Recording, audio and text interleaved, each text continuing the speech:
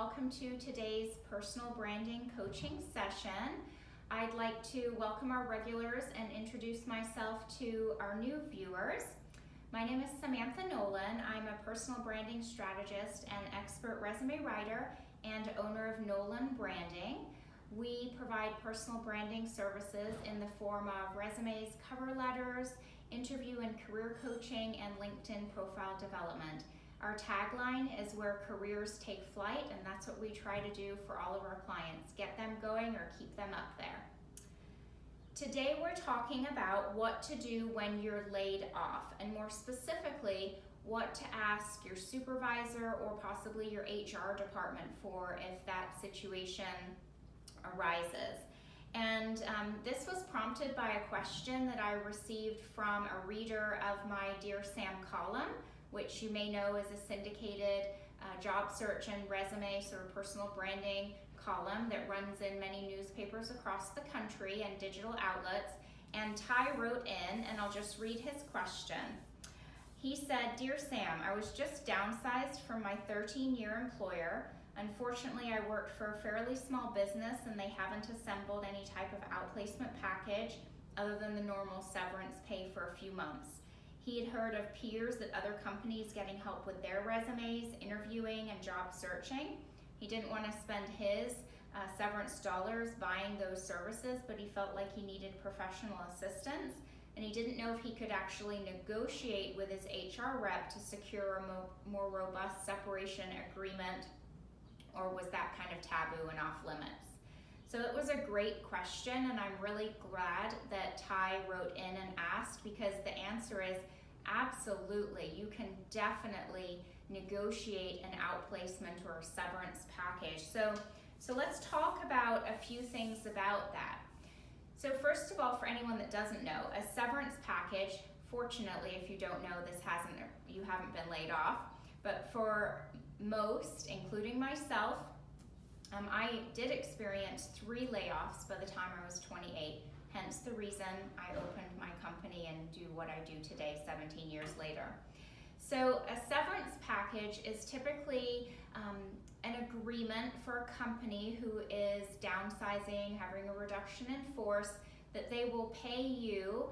Typically it's covers 2 weeks of pay per year of employment, but there are certainly different organizations that have different plans for that, and it may even be something that's structured into your initial offer. But typically it's 2 weeks of severance pay for every year that you've been an employee, and it can include beyond the compensation. So outplacement, which is what Ty was asking for in the form of resume help, coaching, job searching, maybe even his LinkedIn profile developed. So outplacement is a rapidly growing component of most severance agreements, actually, and it comes in the form of a company that will come into, especially a large employer, and introduce themselves and sort of be the conduit of communication for the employee that's being reduced in force, and help them throughout their transition. Now for Ty, who works for a small company, they're not going to have the resources to hire a giant organization to come in because he is the one being downsized, right? So maybe they wouldn't have provided these services like he said, but there are still ways that he can negotiate for these services, and there are ways that you can do that. So think about it when you're reduced in force. You have this severance package that might just be compensation, and you want more. You don't want to spend your own severance dollars paying for services and maybe some other things. So I did some research on this topic just to make sure I was giving you accurate stats. So according to the Wall Street Journal, and this was a survey quite a while ago, but it's the most recent one that I was able to find, more than 2/3 of employers with layoffs had offered outplacement, and that was an average cost per employee of $3,500 and change. So $3,500 was what a company was willing to spend providing outplacement services for their downsized associate. That's a huge amount of money, especially for a small company. So maybe Ty wants to approach his HR manager and say, you know, I'd really like to negotiate for an outplacement package. I'd really like to add that to my separation agreement. And the average that most US employers spend is $3,500.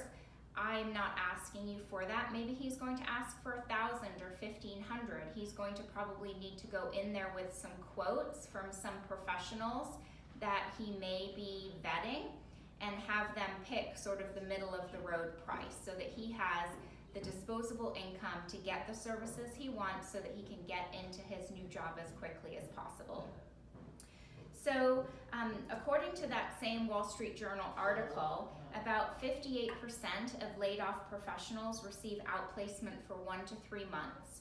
And these are services that do a little bit of hand-holding. So they're maybe helping customize a resume and cover letter for every job they've applied for. Maybe they're kind of holding their hand through the job search process. So a lot of outplacement companies will sign a year contract to work with that employee until they've transitioned. And then there are firms like mine, many of us, that will work with an individual that's on an outplacement, provide all of the foundational services that they need to equip them with the tools to do their job search. So there are different ways to go about it. So the cost for full comprehensive outplacement services ranged, according to this survey, from about $10,000 for senior executives to about $1,400 for hourly employees.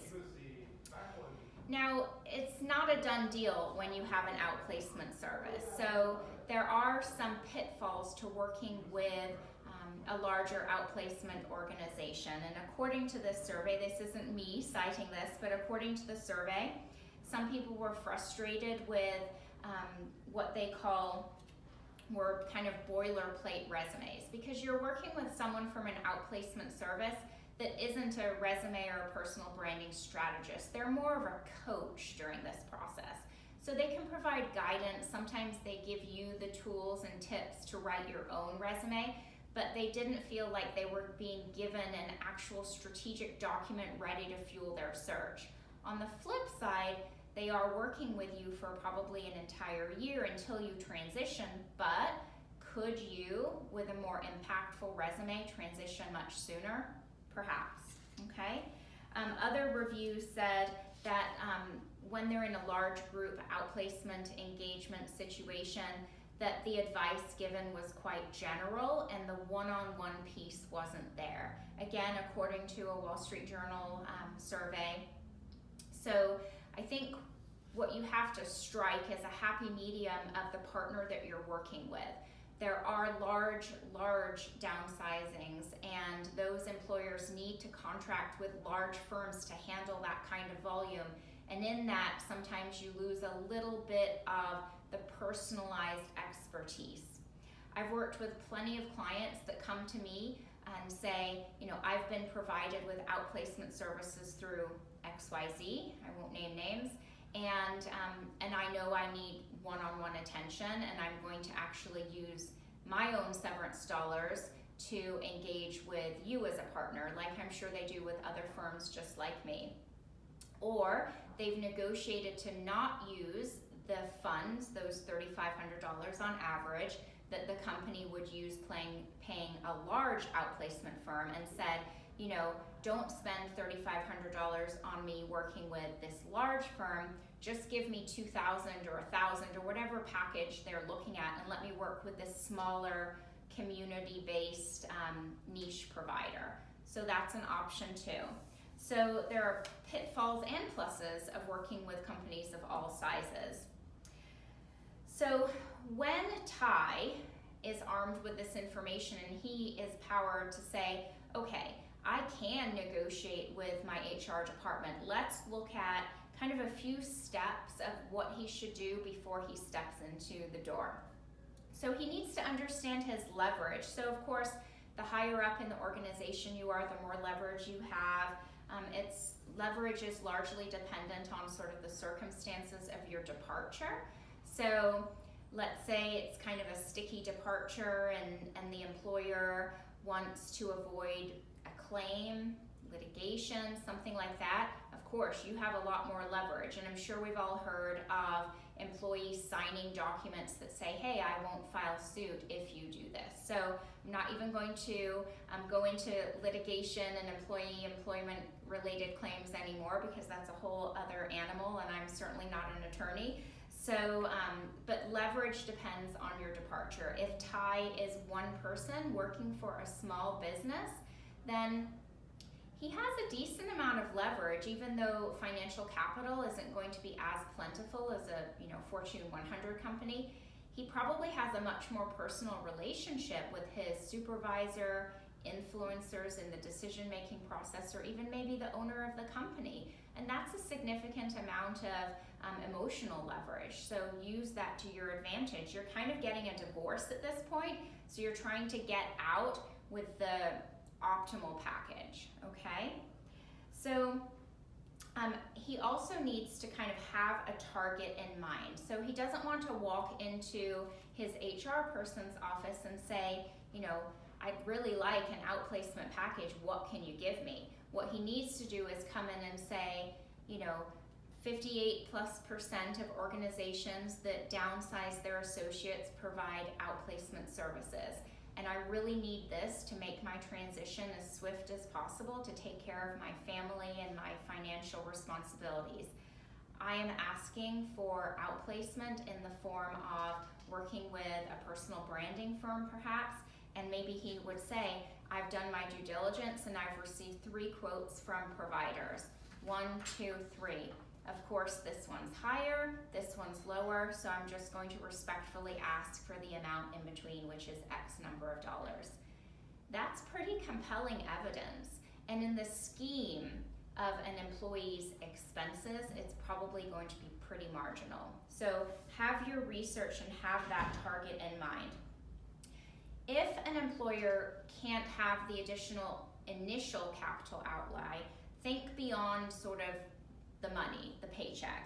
Think about other things you can do to maximize your severance. So this could come in form, of course, more money would be one thing. Maybe your bonus in advance, maybe exercising stock options, maybe paying for COBRA while you're transitioning into a new position. Goodness, I know that when my husband left his position many years ago, we paid for COBRA for the full 18 months. And wow, was that brutal. So negotiate for those healthcare benefits.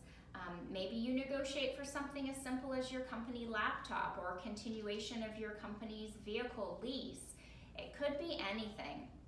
When I was laid off, I think I was 27 or so, I negotiated, and I didn't know anything about this field, but I was in grad school at the time, and I was receiving tuition reimbursement. And as soon as I was laid off, that was the first thing I thought, oh no, how am I going to afford to continue my degree program? And I immediately, the same day that we received notice of the reduction in force, went to my supervisor and said, I have to be able to continue my degree program. I went into this degree program expecting to build my career with this organization. I made this decision to pursue this particular degree based on what I am doing here.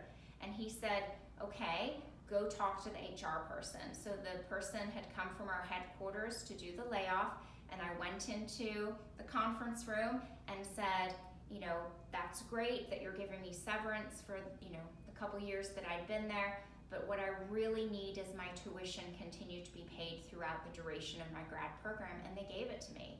So if I wouldn't have asked, I would have had a $20,000 bill that I didn't know what to do with. So ask. There's no harm in asking. Your relationship, barring any other circumstances, your relationship is kind of over. Now I know we don't want to burn bridges or anything like that, but you're separating from that professional relationship. So there is no harm in asking for any of this. And then lastly, I would say to Ty, if he's in a very confusing situation, if he's not getting any traction, feel free to consult with a professional. A lot of people go to career coaches at that point to just determine what is the best next step. This is an unforeseen situation usually, and they just need some professional guidance and hand-holding while they navigate that. So I hope that that gives you a little bit of insight, and hopefully Ty is watching, and it will give him a little bit more explanation of what I talked about in my column on Sunday in terms of what an effective severance and outplacement package may include, and how to really advocate for your needs and your family's needs during this time, and what isn't taboo and what you can absolutely do to take charge of something that is usually making you feel very out of control in the first place. So thanks everybody for joining us. I really appreciate it. Remember that this personal branding coaching session is for you, so I love to get your private messages or your emails and even your calls to let me know what topics you want to learn about. This is your coaching session, so please let me know how I can better help you. And thanks for joining us. Feel free to share the video. We'd like to help as many job seekers or those even just considering transitions as possible. And I will look forward to seeing you next time we film. Thanks a lot. Have a good day. Bye-bye.